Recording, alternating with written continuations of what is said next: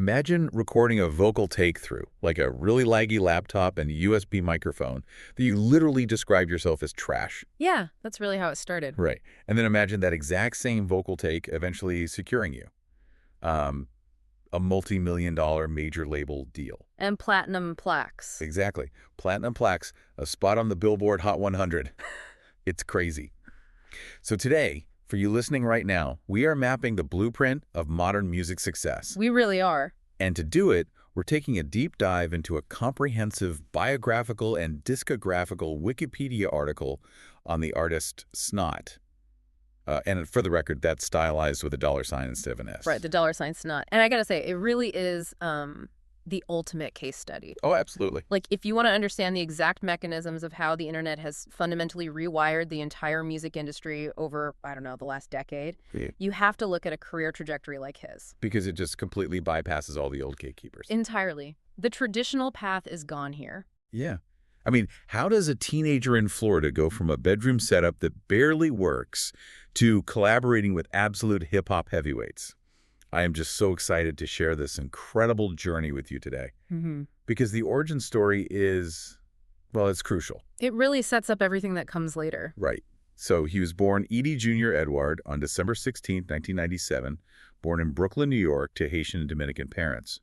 But when he was 7 years old, he moves down to Lake Worth Beach, Florida. Yeah, South Florida. And it's there, basically during his high school years, that the foundation for his entire sound gets poured. And what's really fascinating here is the incredibly diverse, like almost contradictory musical diet he was consuming during those formative teenage years. Oh, really? According to the sources, he was listening to this massive spectrum of artists. So on one hand, you have alternative rap and cloud rap pioneers, guys like Xavier Wolf, Bones, and Young Lean. Okay, let's unpack this right away. Yeah. Because for anyone listening who isn't, deep into internet rap subgenres, what does that actually mean? Like, when we say he's listening to cloud rap pioneers, what does that sound like mechanically? Well, cloud rap is pretty much exactly what it sounds like. It's very hazy, it's ethereal. Lots of atmosphere. Exactly. Yeah. The producers use a lot of ambient soundscapes, heavy reverb, and these slow, almost hypnotic tempos.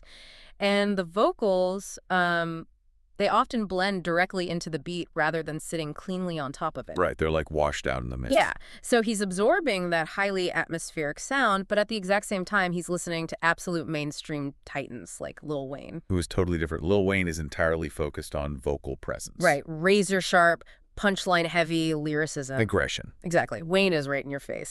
And then you throw in the genre-bending, weird, eccentric chord progressions of Tyler, the creator. Oh, man. Early Tyler is so disruptive. Totally. And crucially, he's also digging into gritty, heavily influential Memphis underground artists. Like who? Like Shoddy Pimp and the legendary group 3-6 Mafia. Okay, yeah. And that Memphis sound is really defined by dark, lo-fi production, those heavy 808 cowbells, and fast triplet-style flows. So his brain is basically this super collider for underground, alternative, and mainstream rap. All of it happening simultaneously. Yeah, it's a huge mix. But listening to all these different styles is one thing, right? Yeah. Actually figuring out how to make it yourself is another. And the way he starts is just, it's so relatable. It's the classic internet kid story. Yeah. He gets introduced to recording by his friend, who went by the name Wetback Manny. Manny was already uploading tracks to SoundCloud and physically showed Snot how to, record and use a microphone. Right, and Snot starts doing it by himself in 2016. But the technology he was working with was, as you mentioned in the intro, less than ideal. Yeah, a bit rough. He explicitly states in an interview that he had a USB mic and it was, quote, kind of trash. I love that honesty so much. But Snot says something really interesting about this early period. He mentions that his friend Manny eventually got a condenser mic. Right. And Snot says, quote, "So I guess I got lucky." And I really want to push back on that idea of luck with you. Oh, really? How so? Well, he calls getting the mic lucky, right? I mean, sure, it's lucky your buddy bought better gear, but a $1,000 condenser mic is just going to capture a bad singer in crystal clear high definition. That's a very fair point. It doesn't write the song for you. So was it really luck? That is a crucial distinction. Yeah. And honestly, your skepticism is spot on. I don't think it was just luck at all. Right. If we look at the mechanics of audio production, a cheap USB microphone compresses everything. It clips when you get too loud. It picks up the hum of your air conditioner. The terrible laptop fan noise. Yes, exactly. It flattens the entire dynamic range of the human voice. But a condenser microphone, on the other hand, captures the full, raw, nuanced frequency of a vocal performance. It's just a transparent window. Precisely. What that upgraded microphone actually did was remove the friction between his creative vision, which, again, is heavily informed by that incredibly diverse musical diet, and the final product. So the vision was already there. The talent, the ear for melody, the understanding of flow and cadence to somehow blend Tyler, the creator, with 3-6 Mafia, all of that was already developing in his head. Wow. The condenser mic just finally allowed the world to hear it clearly without the distraction of just, bad audio quality. Which brings us to the exact moment the world actually did start hearing it. So we're moving from those early experiments into 2018. Right. Snot is armed with this better equipment. He's got his varied influences locked in. And on April 24, 2018, he self-releases his debut EP on SoundCloud.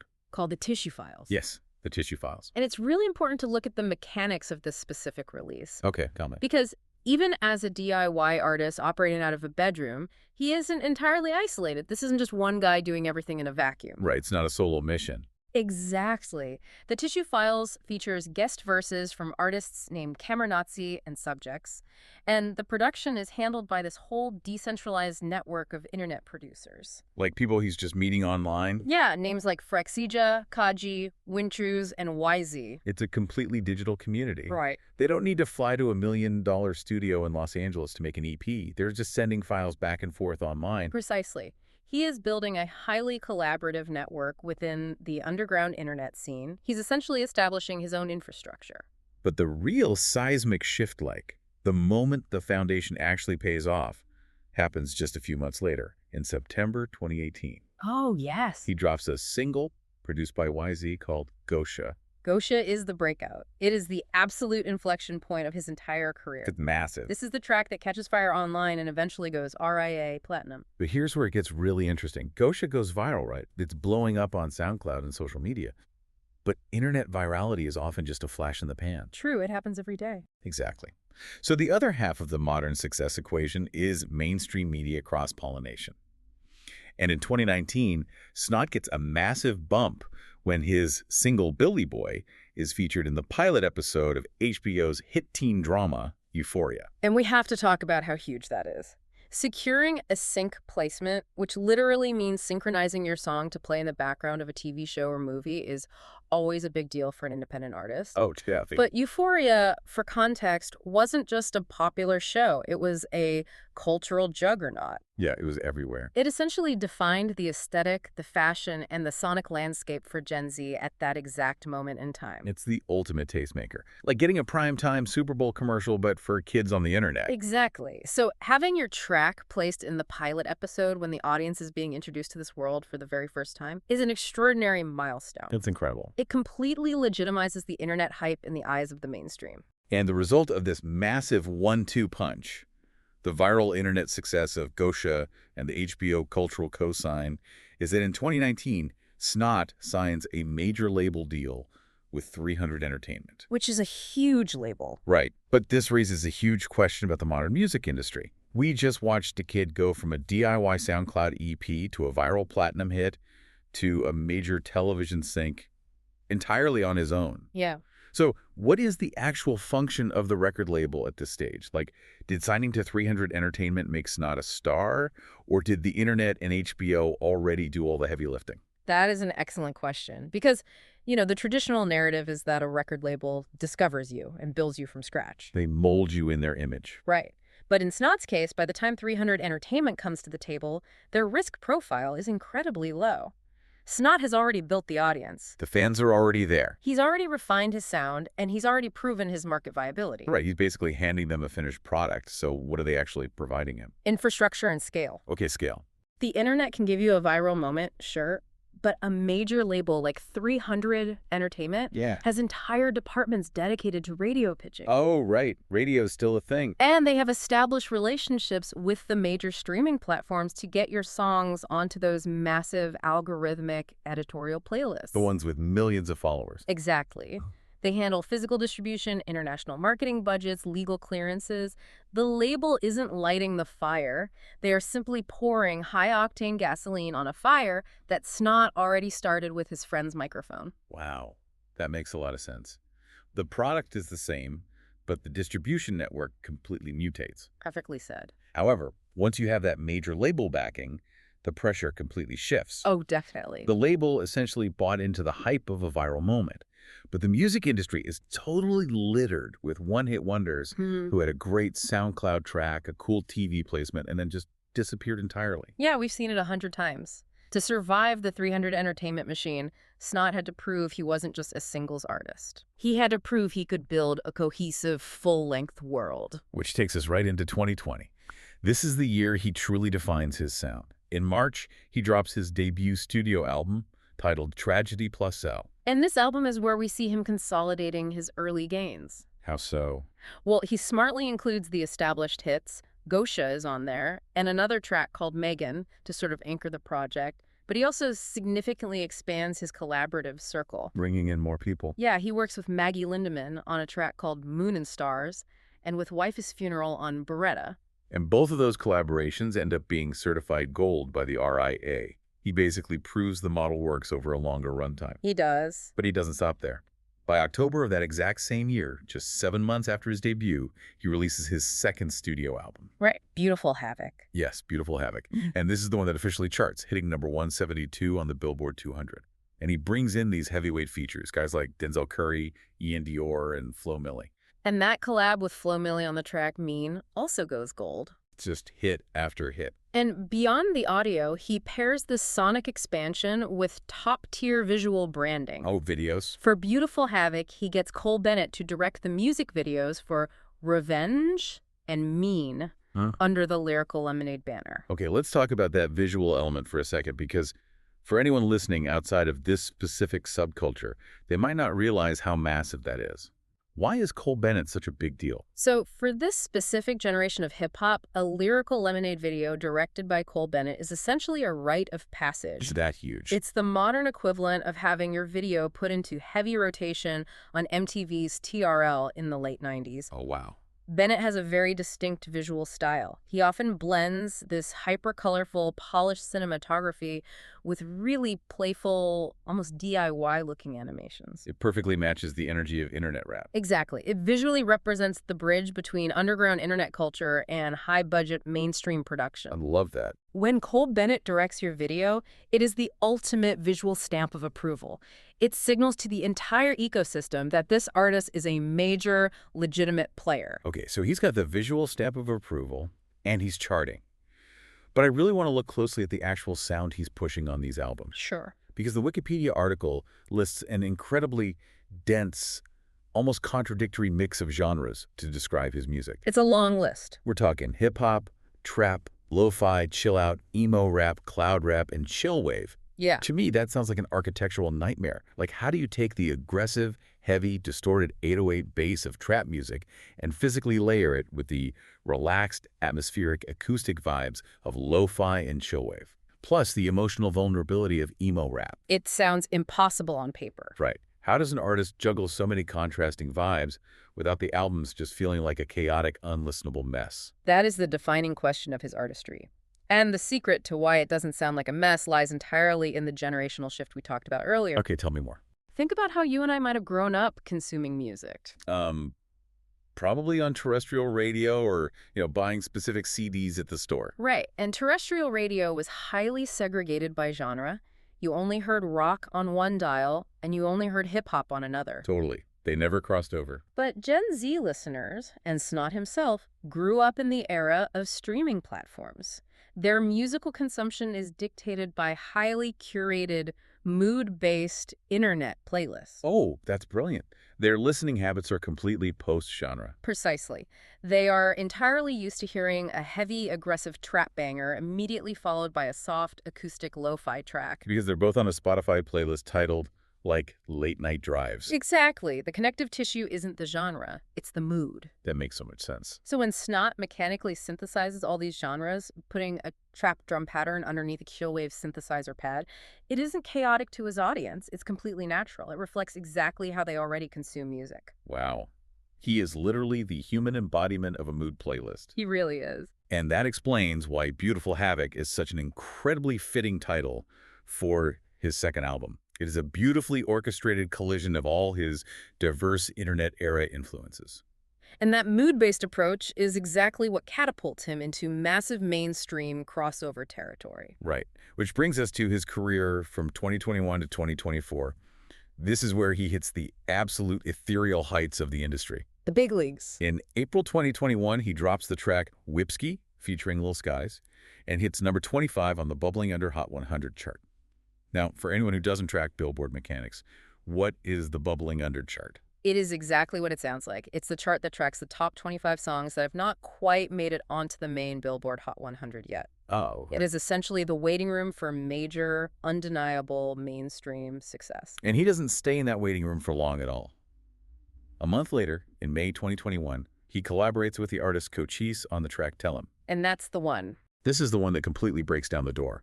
It hits number 64 on the Billboard Hot 100, and it eventually goes 2 times platinum. 2 million units sold. Huge numbers. Then, capitalizing on that momentum, in February 2022, he drops his third album, titled Ethereal, which climbs up to number 66 on the Billboard 200. But what is really striking to me about Ethereal isn't just the chart position. What stands out to you? It's the roster of featured artists he manages to assemble. We are talking about ASP Rocky on the track Doja. We're talking about Teddy Jones, Trippie Redd, Kevin Abstract from Brockhampton, Oh, wow. and Joey Badass and Juicy J. So, what does this all mean? Because I look at this progression going from self-releasing on SoundCloud to hitting the Bubbling Under chart to cracking the Hot 100, and it feels like the music industry equivalent of going from selling homemade t-shirts out of your car trunk to suddenly having a runway show at Paris Fashion Week. It's a crazy jump. The product, his voice, is the same, but the platform is totally unrecognizable. But I really want to challenge you on this specific feature list. What does it actually signal to the listener when legacy acts, critical darlings, and absolute pioneers like Juicy J and Joey Badass jump on an album with a cloud rap kid from the internet? It signals a profound level of industry respect, but more importantly, it represents the closing of a generational loop. The closing of a loop. Yeah. Think all the way back to the beginning of this deep dive, to our discussion about his early influences in Florida. Right, the super collider of genres. When Snot was in high school, recording on a laggy laptop with a trash USB mic, what was he listening to? He was heavily influenced by the gritty, lo-fi Memphis sound of 3-6 Mafia. Oh, wow. And Juicy J is a founding member of 3-6 Mafia. Exactly. It is a massive full-circle moment. That's incredible. When a pioneer like Juicy J, who, by the way, built his own career in the 90s by independently selling underground cassette tapes out of the trunk of his car. Just like the t-shirt analogy. Yeah, exactly. When he collaborates with Snot, who built his career by independently uploading MP3s to SoundCloud, it bridges the gap between two generations of DIY artists. They use completely different technologies, separated by 20 years, but the independent ethos is exactly the same. Yes. Juicy J, Joey Badass, and ASAP Rocky are essentially validating his entire journey. They are telling the traditional industry, this kid isn't just an internet fad. His sound, this beautiful havoc of lo-fi, trap, and cloud rap, is a legitimate evolution of hip-hop. And armed with that validation, Snot just keeps going. After Ethereal, he proves his longevity. He drops singles like Simple in late 2022, and he eventually releases his fourth studio album, Viceroy, in July of 2024. He just keeps building. He has taken an incredibly volatile internet moment and turned it into a sustainable, long-term career. Which brings us to the ultimate payoff of this entire deep dive. For you, the listener, sitting there right now, taking this all in. It's so important. Snot's discography isn't just a list of songs and dates on a Wikipedia page. It is a tangible, proven map of how independent art can conquer the mainstream. It really is. Edie Jr. Edward took a scattered, chaotic array of influences, everything from Tyler, the Creator, to Shoddy Pimp, and he channeled them through the absolute most basic, accessible technology available to him. But trash wank. He didn't wait for permission. He didn't wait for $1 million studio budget. He just started recording. And through collaboration and internet infrastructure, he manifested a multi-platinum reality. And that is the biggest takeaway for you today. No matter what field you are in, whether you're making music, writing code, starting a business, or creating any kind of art, starting with your own version of a trash USB mic is often the first necessary step to greatness. You have to start somewhere. You do not need the pristine glass boardroom to begin. The execution of your idea and the authenticity of your varied influences matter so much more than having perfect equipment on day one.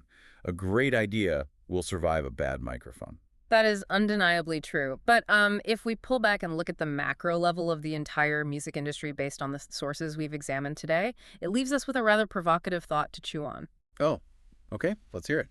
Given everything we've just discussed, given that Snot built his foundational audience, secured a viral platinum hit, and landed a culture-defining HBO sync placement, all entirely through his own hustle, a friend's microphone, and the internet, before he ever released a major label debut. Yeah.